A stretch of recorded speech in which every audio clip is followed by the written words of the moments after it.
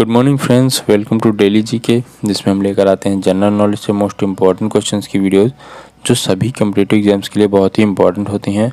आज की इस वीडियो में हम फिर से लेकर आ गए हैं आपके लिए टॉप 20 जीके जीएस प्रश्न जो सभी कम्पिटिटिव एग्जाम्स के लिए आने वाले सभी कम्पिटिटिव एग्जाम्स के लिए बहुत ही इंपॉर्टेंट होने वाली हैं। वीडियो को एंड तक ज़रूर देखिएगा।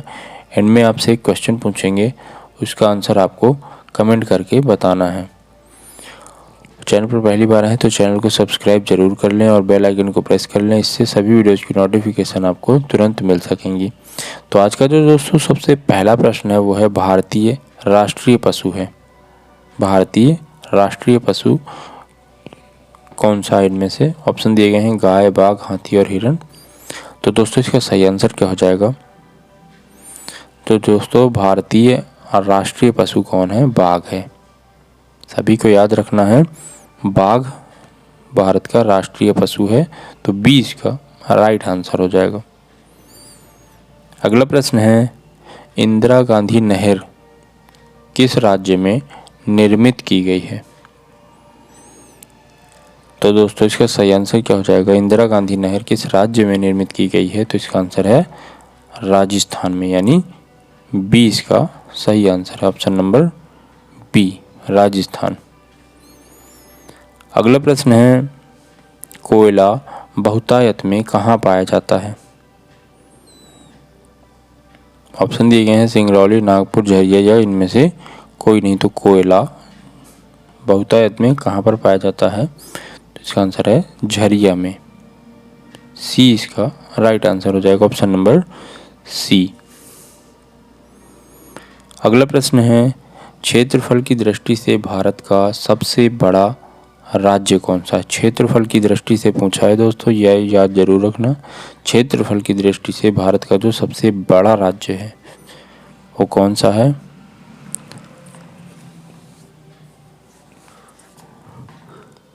तो दोस्तों इसका आंसर हो जाएगा ऑप्शन नंबर सी। क्षेत्रफल की दृष्टि से अगर देखें तो भारत का जो सबसे बड़ा राज्य है वो है राजस्थान। अगला प्रश्न है, हीराकुंड परियोजना किस नदी के पानी के उपयोग के लिए है? हीराकुंड परियोजना। तो दोस्तों इसका सही आंसर हो जाएगा ऑप्शन नंबर डी, महानदी। अगला प्रश्न है दोस्तों, लखनऊ किस नदी के किनारे बसा हुआ है? लखनऊ शहर किस नदी के किनारे बसा हुआ है? तो दोस्तों इसका सही आंसर क्या हो जाएगा? इसका आंसर हो जाएगा ऑप्शन नंबर डी, गोमती नदी के किनारे बसा हुआ है। तो डी इसका सही आंसर हो जाएगा। अगला प्रश्न है, फोर्थ स्टेट पद किसे संदर्भित करता है? फोर्थ स्टेट पद।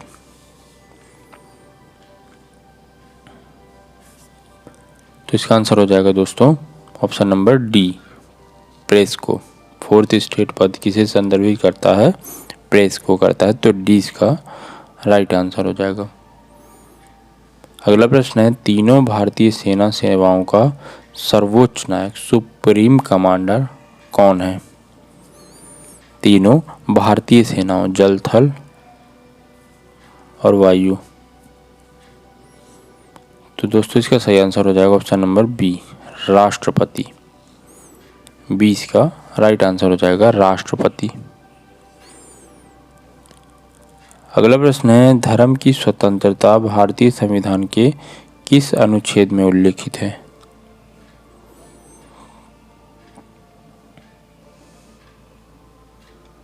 तो दोस्तों इसका सही आंसर क्या हो जाएगा? ऑप्शन नंबर ए इसका राइट आंसर हो जाएगा। धर्म की स्वतंत्रता भारतीय संविधान के 25वें अनुच्छेद में उल्लिखित है। अगला प्रश्न है, भारतीय संविधान में भारत को क्या कहा गया है? भारतीय संविधान में भारत को क्या कहा गया है? तो दोस्तों इसका सही आंसर हो जाएगा राज्यों का संघ कहा गया है। क्या कहा गया है भारत को? राज्यों का संघ कहा गया है। तो डी इसका सही आंसर हो जाएगा। अगला प्रश्न है दोस्तों, भारत के एक राज्य का राज्यपाल अपने कृत्य के लिए उत्तरदायी है। तो इसका आंसर क्या हो जाएगा? इसका आंसर हो जाएगा ऑप्शन नंबर डी, राष्ट्रपति को।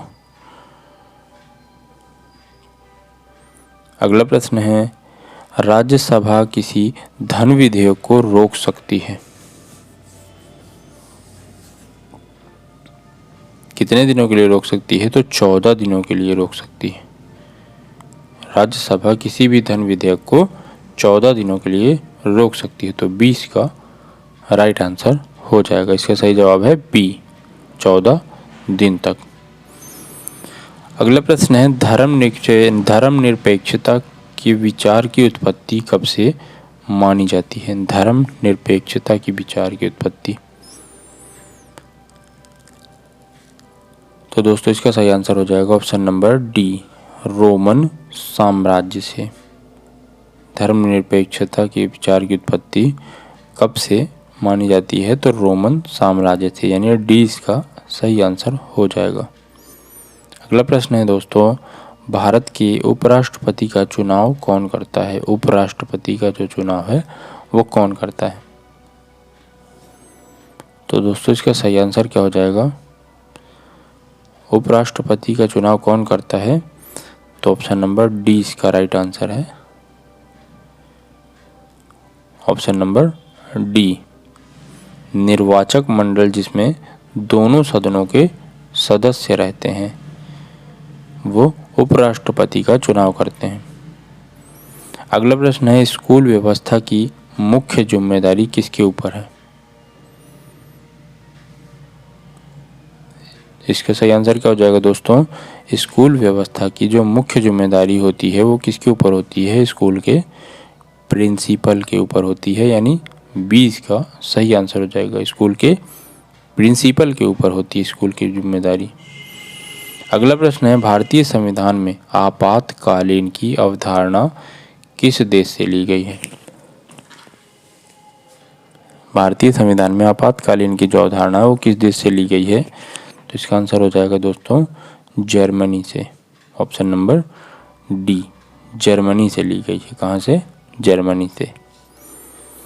अगला प्रश्न है, राष्ट्रीय विकास परिषद का अध्यक्ष कौन होता है? राष्ट्रीय विकास परिषद का अध्यक्ष। तो दोस्तों इसका सही आंसर हो जाएगा ऑप्शन नंबर ए, प्रधानमंत्री होता है। राष्ट्रीय विकास परिषद का अध्यक्ष होता है प्रधानमंत्री। अगला प्रश्न है, भारतीय संविधान कब अंगीकृत किया गया था? तो दोस्तों इसका सही आंसर क्या हो जाएगा? भारतीय संविधान कब अंगीकृत किया गया था?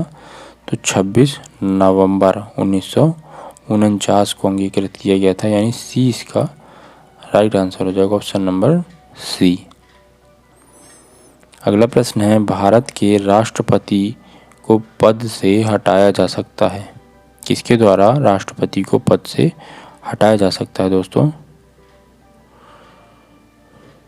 तो इसका आंसर हो जाएगा ऑप्शन नंबर सी, संसद के द्वारा राष्ट्रपति को पद से हटाया जा सकता है। तो सी इसका राइट आंसर हो जाएगा, ऑप्शन नंबर सी।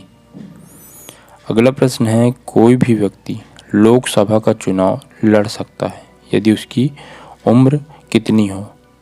तो कोई भी व्यक्ति दोस्तों लोकसभा का चुनाव लड़ सकता है अगर उसकी आयु कितनी हो? इनमें से तो 25 वर्ष अगर उसकी आयु हो चुकी है तो वो लड़ सकता है लोकसभा का चुनाव।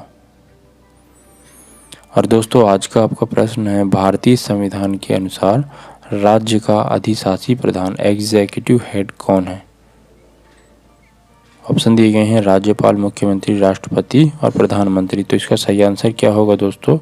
कमेंट करके ज़रूर बताएं इसका आंसर क्या होगा, और साथ ही ये भी कमेंट करके बताएं कि 20 में से आपके कितने क्वेश्चन सही हुए हैं।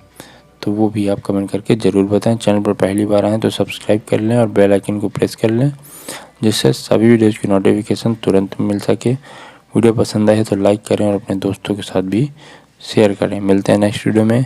धन्यवाद।